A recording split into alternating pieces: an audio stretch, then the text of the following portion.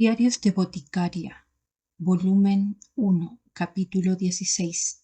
La fiesta del jardín, primera parte. Cuando faltaba una hora para que empezara la fiesta, la consorte Yokuyo y sus damas de compañía pasaban tiempo en un pabellón al aire libre en los jardines. Había un lago con todo tipo de carpas y los árboles dejaban caer las últimas hojas rojas. Realmente nos salvaste. La luz del sol todavía era abundante, pero el viento era frío y seco. Normalmente las chicas habrían estado ahí de pie temblando, pero con las piedras calientes bajo sus ropas, descubrieron que no era tan malo después de todo. Incluso la princesa Lingling, de la que se habían preocupado, estaba acurrucada acogedoramente en su cama, que estaba equipada con una piedra calefactora propia. Asegúrense de sacar la piedra debajo de la princesa periódicamente y cambiar el envoltorio. De lo contrario podría quemarse. Y no te pases con los caramelos. Demasiado de ellos te entemuzarán el interior de la boca. Mao Mao tenía varias piedras de reemplazo, esperando en una canasta junto con los pañales de la princesa y una muda de ropa, a petición de los eunucos. La parrilla de carbón para calentar las piedras ya había sido trasladada a una posición discreta detrás del lugar de la fiesta. Está bien, pero aún así, Yokuyo se rió burlonamente y las otras damas de honor también sonrieron irónicamente. Eres mi dama de compañía, recuerda. Yokuyo señaló el collar de jade. Sí lo soy, milady. Mao Mao decidió tomar sus palabras al pie de la letra. Gao Chun observó a su maestro preguntándose solicitamente por la salud de la consorte virtuosa. Con su sonrisa de ninfa y su voz de ambrosía, Jinchi era prácticamente más hermoso que la consorte misma, que era considerada excepcionalmente hermosa, aunque todavía era muy joven. La, la vestimenta actual de Jinchi era diferente a la del oficial habitual, solo por algunos bordados y algunos alfileres de plata en su pelo, pero amenazó con eclipsar a la consorte en todas sus galas. Esto podría haberle convertido en un objeto de resentimiento, pero la consorte eclipsada le miraba sorprendida, así que quizás no había ningún problema después de todo. Su maestro era un criminal, concluyó Gao Chun. Después de haber visitado a las otras tres consortes, finalmente Jinchi vino a Yokuyo. La encontró en el pabellón al aire libre, al otro lado del lago. Era aparentemente su deber dividir su tiempo equitativamente entre las cuatro mujeres, pero últimamente parecía que había estado viendo bastante a Yokuyo. Tal vez no era correcto mirarlo con recelo por eso. Ella era la favorita del emperador después de todo, pero claramente había otras razones para sus visitas también. Parecía que su viejo hábito de jugar sin parar con sus juguetes nunca se había curado. Molesto, Gao Chun pensó con un movimiento de su cabeza. Jinchi se inclinó ante la consorte, elogió la belleza de su traje escarlata y ciertamente se veía encantadora con él. Gao Chun accedió en privado. La mística extranjera y su encanto natural se combinaron para hacerla prácticamente palpables. La consorte Yokuyo era quizás la única persona en el palacio trasero que podía realmente competir con Jinchi por la pureza y la elegancia. Eso no quiere decir que las otras mujeres de alrededor no sean hermosas y, de hecho, cada uno trató de enfatizar sus propios encantos. Uno de los talentos singulares de Jinchi era su habilidad para hablar directamente a esos encantos. A todo el mundo le gusta oír elogiar sus mejores cualidades y Jinchi era muy bueno en eso. Él nunca mintió tampoco, aunque a veces se abstuvo de decir toda la verdad. Afectaba a la completa indiferencia, pero la comisura izquierda de su boca se movía ligeramente hacia arriba. Después de largos años de servicio a él, Gao Chun reconoció esto. Era la mirada de un niño con sus juguetes problemático. Con el pretexto de adular a la joven princesa, Jinchi se acercó a una pequeña dama de compañía. La niña que Gao Chun vio era una extraña, una dama de compañía desconocida, inexpresiva pero aparentemente despectiva de Jinchi. Buenas noches, maestro Jinchi. Mao Mao era consciente de no dejar sus pensamientos. No tiene nada mejor que hacer. Se viera en la cara. Gao Chun estaba mirando, así que quería mantener la calma si podía. Ponte un poco de maquillaje. ¿Lo hiciste? Jinchi preguntó con indiferencia. No, señor, no lo he hecho. Se había puesto el más mínimo toque de rojo en los labios y en las esquinas de los ojos, apenas lo suficiente como para considerar el maquillaje en absoluto.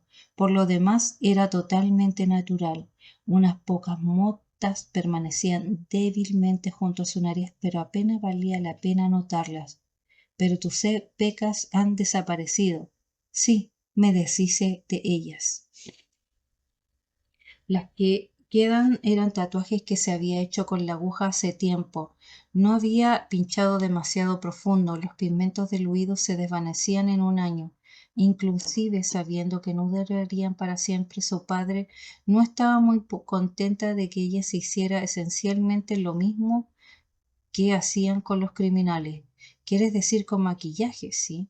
Jinchi dijo probablemente. Se tejió de frente y entrecerró los ojos en Mao Mao. No, fue quitarme el maquillaje lo que se deshizo de ellos.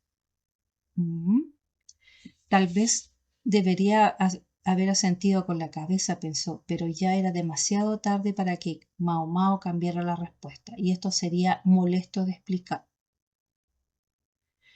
No entiendo lo que estás diciendo. No tiene ningún sentido. Todo lo contrario, señor. Tiene el perfecto sentido.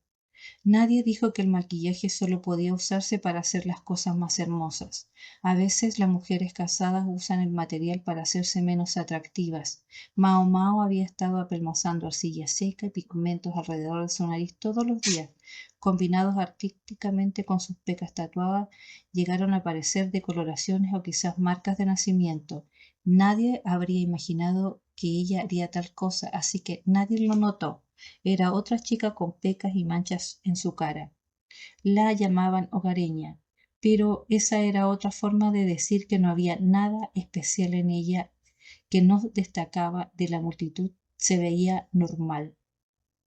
Solo un toque de pigmento rojo podía cambiar la impresión por completa y hacer de Mao Mao parecer una persona totalmente diferente. Jinchi tenía las manos en la cabeza como si no pudiera entender lo que estaba escuchando, pero ¿por qué usar el maquillaje de esa manera? ¿Con qué propósito? Señor, para evitar que me arrastre en un callejón oscuro. Incluso en el distrito de la Luz Roja había algunos que estaban hambrientos de mujeres. La mayoría carecían de dinero. Podían ser violentos y muchos de ellos tenían enfermedades de transmisión sexual.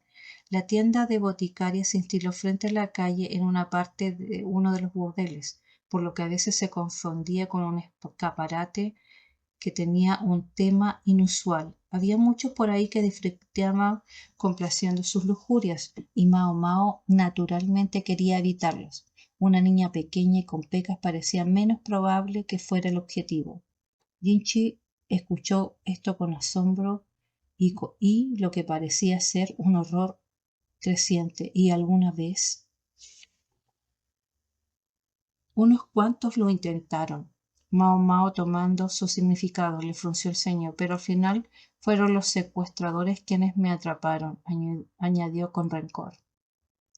Esa gente veía a las mujeres guapas como los mayores premios que podían enviar al palacio trasero, y sucedió que Mao Mao había olvidado su maquillaje ese día, cuando fue al bosque a recoger hierbas. De hecho, había estado buscando tintes para refrescar sus tatuajes que se desvanecían. Parecía que había estado así de cerca de no ser vendida. Jinchi puso su cabeza en sus manos. Lo siento. Este es mi fracaso como supervisor. No parecía gustarle como responsable tanto en el palacio trasero por obtener mujeres de esa manera. Jinchi repentinamente careció de su brillo normal y una nube pareció cernirse sobre él. Hay poca diferencia entre ser vendido por los secuestradores y ser vendido para dar a mi familia una boca menos que alimentar, así que no me importa. Lo primero era un crimen y lo segundo era legal, aunque si la persona que la compró a los secuestradores afirmaba no saber cómo había sido obtenida, probablemente quedaría impune. Muchas mujeres llegaron al Palacio Trasero precisamente por esa laguna. Sus captores sabían que si enviaban suficientes mujeres de diferentes tipos, se podría captar el ojo imperial de su majestad y una parte del aumento del sueldo resultante iría directamente a la bolsa de los secuestradores. En cuanto a por qué Mao Mao continuó usando maquillaje aquí en el Palacio Trasero, era la misma razón por la que había sido fingido incapaz de escribir. En ese momento ya no importaba, pero no estaba segura de cuánto sería el momento adecuado para aparecer de repente con la cara despejada, y el momento simplemente la había arrastrado. ¿No estás enfadada? Jinchi parecía desconcertado. Por supuesto que lo estoy, pero no es su culpa, maestro Jinchi. Mao Mao entendió que era una tontería esperar la perfección de los administradores de un país. Uno podía intentar protegerse contra las inundaciones, por así decirlo, pero alguna tormenta siempre abrumaría los preparativos. Entiendo, debes perdonarme. Su voz era plana y casi sin afección, que inusualmente directo de su parte. Mao Mao estaba a punto de mirar hacia arriba cuando algo le golpeó en la cabeza. Eso duele, señor. Esta vez no ocultó su disgusto cuando miró a Jinchi. Ella quería saber qué le había hecho. Verdad, te doy esto. No llevaba su habitual sonrisa de sacarina, pero parecía atrapado entre la melancolía y la vergüenza. Mao Mao se tocó el pelo, que se suponía sin adornos, para sentir algo frío y metálico descansando allí. Está bien, te veré en el banquete, dijo Jinchi, saliendo del pabellón al aire libre con una ola sobre su hombro. Era la horquilla de plata de un hombre que tenía clavada en su pelo, una de esas que él mismo había estado usando, presumió. A la vista parecía sencilla, pero estaba muy bien trabajada con diseños delicados. Probablemente se vendería por una suma considerable si ella la vendiera. Vaya suerte, dijo Jinhua, mirando con nostalgia la horquilla de Mao Mao. Consideró dársela, pero como las otras dos damas usaban la misma expresión, no estaba segura de qué hacer. Se la estaba ofreciendo cuando Hong Nian sonrió y apartó la mano sacudiendo la cabeza. El mensaje parecía ser: no seas demasiado rápida en dar un regalo recibido. Tanto para esa promesa no tomó mucho tiempo, dijo la consorte Yokuyoka haciendo pucheros. La consorte tomó la horquilla de la mano de Mao Mao y la puso cuidadosamente en el pelo. Supongo que ya no eres solo mi dama de honor. Para bien o para mal, Mao Mao no conocía bien los modales y las costumbres del palacio, especialmente las de las residentes más ilustres. No tenía idea de lo que significaba la horquilla.